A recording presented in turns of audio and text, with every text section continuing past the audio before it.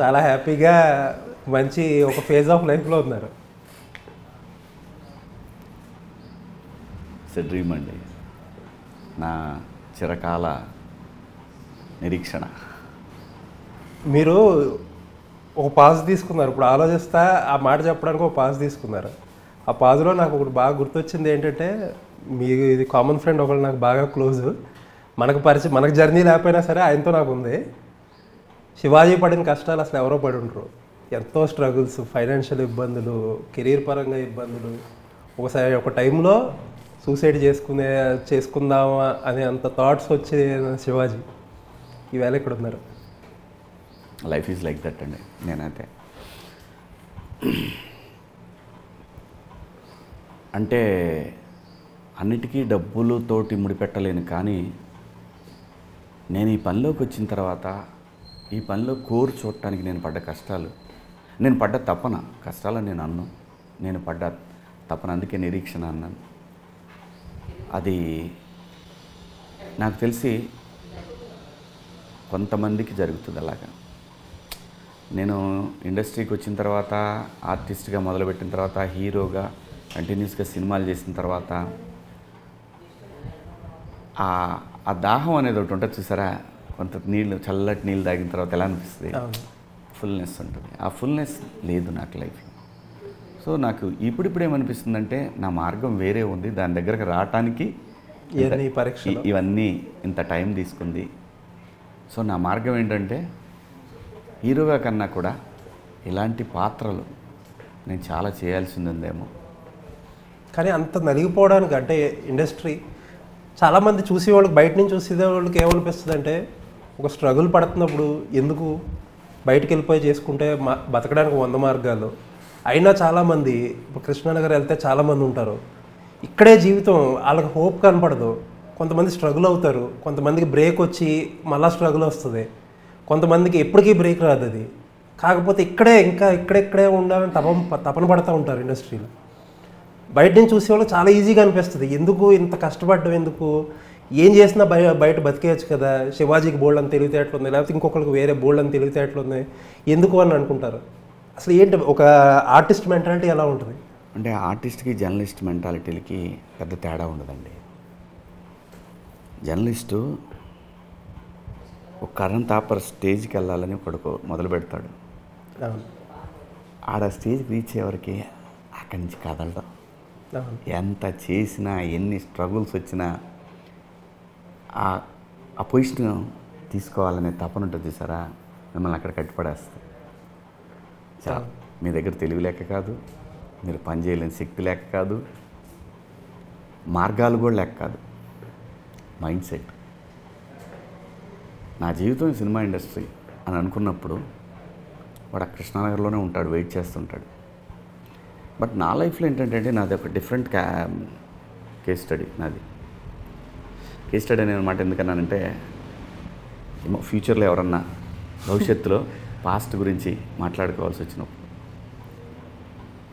నేను బ్రహ్మాండంగా సినిమాలు చేస్తున్నాను, సడన్గా ఎప్పుడైతే ఆంధ్రప్రదేశ్ విభజన జరిగిందో, ఒక ప్రాంతానికి అన్యాయం జరిగిందనే ఒక భావం అది నన్ను ఇక్కడి నుంచి అక్కడ తీసుకెళ్ళింది. కానీ ఆ రోజు కూడా నేను బూచమ్మ బూచడు అనే ఒక హిట్ సినిమాతో బయటికి వెళ్ళాను.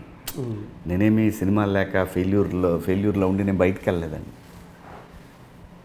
అదొక బాధ, అదొక కసి, అది నా హృదయాన్ని టచ్ చేసింది. ఇది కాదు కదా, ఇంత అన్యాయం చేశారు పొలిటీషియన్స్ ఈ ప్రాంతానికి, రేపు రాబోయే తరాల పరిస్థితి ఏంటి, ఆ రోజు అంటే హైదరాబాద్ ఉంది మనకి పని చేసుకోవడానికి, ఇక్కడికి వచ్చి రేపు ఆ పిల్లలకి ఏముంది అనే ఒక మదనంలో నుంచి నేను పక్కెళ్ళిపోయాను. సినిమాలు చేయొద్దు అని కూడా లేదండి, అలా అయిపోయింది. అది అంతే, మైండ్ వేరే స్టేట్ ఆఫ్ మైండ్లో అటు వెళ్ళిపోయింది. అలా పక్కకి వెళ్ళాను. మళ్ళీ కొన్నాళ్ళ తర్వాత అదే నా బతుకు ఇక్కడ ఉందనేది, మళ్ళీ నా పిల్లలు నన్ను గెలికారు, నాన్న నువ్వు చెయ్యి, మేము చిన్నప్పుడు చేసావు, మళ్ళీ మేము ఎప్పుడు చూడలేదు.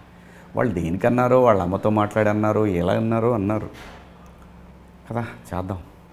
వీళ్ళు అడిగారు కదా, వాళ్ళు అడిగింది ఇదొక్కటే కదా, వాళ్ళేమీ BMW అడగలేదు, లేదంటే పెద్ద బంగ్లాలు అడగలేదు, యాక్ట్ చేయమన్నారు, నాకు తెలిసిందే కదా అని, సరే మనమేమో సినిమా తీసుకున్నాం అని మొదలుపెట్టిన జర్నీ అండి ఇది మళ్ళీ. కాకపోతే ఒక రిగ్రెట్ ఏదన్నా ఉందా 12 సంవత్సరాలు మీ జీవితం? అస్సలు లేదండి. ఎందుకంటే నేను ఎందుకు అడుగుతున్నానంటే 2014లో స్టేట్ డివిజన్ జరిగింది. మొత్తం ఒక్కసారిగా కంగారు పడిపోయారు. మీలాంటి వాళ్ళ దగ్గర నుంచి మాలాంటి వాళ్ళ దగ్గర నుంచి బాగా చిన్న స్థాయి వరకు కంగారు పడిపోయారు. అర్జెంటుగా స్టేట్ ఏమైపోతుందో, మనకి క్యాపిటల్ లేదా ఇది అనుకున్నారు. చంద్రబాబు నాయుడు గారికి ఆయన ట్రాక్ రికార్డ్ చూసి ఓటేసేసారు. అదే ప్రజలు 4 సంవత్సరాలు 5 సంవత్సరాల తర్వాత అసలు ఏమీ మారలా. అప్పటికి రాజధాని లేదు, అప్పటికి అయ్యే బైఫర్కేషన్ ఛాలెంజెస్ ఉన్నాయి, అప్పటికి ఆస్తుల పంపకాలు ఇంకా ఇప్పటికీ జరగలేదు. బట్ జనాలు అసలు మనకి క్యాపిటల్ లేదు, మనకి డెవలప్మెంట్ కావాలి అవన్నీ మర్చిపోయారు.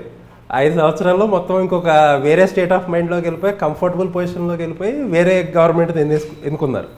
ఆ గవర్నమెంట్ ఏంటంటే డెవలప్మెంట్ ప్లాన్ కాదు, వేరే దాంట్లోకి వెళ్ళిపోయారు. అంటే జనాలకు అంత షార్ట్ మెమరీ, అంటే జనాలు కూడా వాళ్ళ జీవితాల మీద, వాళ్ళ భవిష్యత్తు మీద సీరియస్నెస్ లేనప్పుడు శివాజీకో ఇంకొకళ్ళకో ఎందుకు ఉండాలని ఏమన్నా అనిపించింది ఎప్పుడన్నా? లేదండి, నెవర్. నాకు చిన్నప్పటి నుంచి కూడా పేపర్ నాలెడ్జ్ బాగుండేదండి. కంపల్సరీ రోజు చదివేవాడిని. నాకు అది అలవాటు అయిపోయింది. తెలుసుకోవటం అనేది అలవాటు అయిపోయింది. అది తెలియని తనం నుంచి మొదలైంది. కొంత మన సమాజం మైండ్ సెట్ ప్రకారం కాబట్టే మనకు అన్ని సంవత్సరాలు పట్టింది స్వతంత్రం రావడానికి కూడా. ఎవరో ఒకళ్ళు ఫైట్ చేస్తారులే, తెస్తారులే. కరెక్ట్గా చెప్పారు. అలాంటి మైండ్ సెట్ వల్లే అంత దూరం ఆగింది. అలాగని చెప్పి వదిలేయలేదుగా. ఎవరో ఒకరు ఎప్పుడో అప్పుడు అన్నట్టు మాట్లాడుతూనే ఉండాలి కదా. అన్నీ మాట్లాడుతూ ఉండాలి కాబట్టే ఈరోజు కూడా అపోజిషన్లో ఉన్న మళ్ళీ జగన్ గారు ప్రత్యేక హోదా గురించి పార్టీ మాట్లాడటం ఇలాంటివి జరుగుతాయి. బాబు గారు ఉన్నప్పుడు మాట్లాడారు, వారు ఉన్నప్పుడు మాట్లాడారు, పవన్ కళ్యాణ్ గారు మాట్లాడారు. సో ఆ మాట్లాడటానికి ఒక బీజం పడాలి. ఆ బీజం నేను అవ్వాలి అనుకున్నాను, అయ్యింది. ఇప్పుడు కాదు, రేపు కూడా మాట్లాడతారు. ఎవడో అక్కడ మళ్ళీ వాళ్ళే అపోజిషన్లోంచి పొజిషన్లోకి వచ్చినా పొజిషన్లో నుంచి అపోజిషన్లోకి మళ్ళీ మాట్లాడతారు. ఎందుకు? అది నిజం కాబట్టి. సో నో రిగ్రెట్స్ అండి, నెవర్. ఎక్కడో చిన్న పల్లెటూరులో ఒక 2 ఎకరాల కొడుకు, ఒక రైతు కొడుకు ఒక ఆర్టిస్ట్గా ఇన్ని కోట్ల మంది యాక్సెప్ట్ చేసి దాదాపు 100 చిత్రాల్లో టీవీలో కూర్చొని చెప్తుంటే ఇంతమంది వింటాం, 100 చిత్రాల్లో నటించే అవకాశం ఇవ్వటం సామాన్యమైన విషయం కదా. నేను తిరిగి ఇవ్వకపోతే ఏమని చెప్పండి?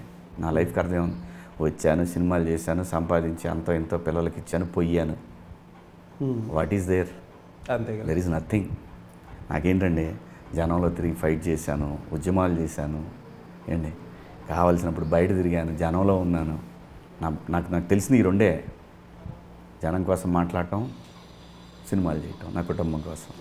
ఇంతమించి వేరే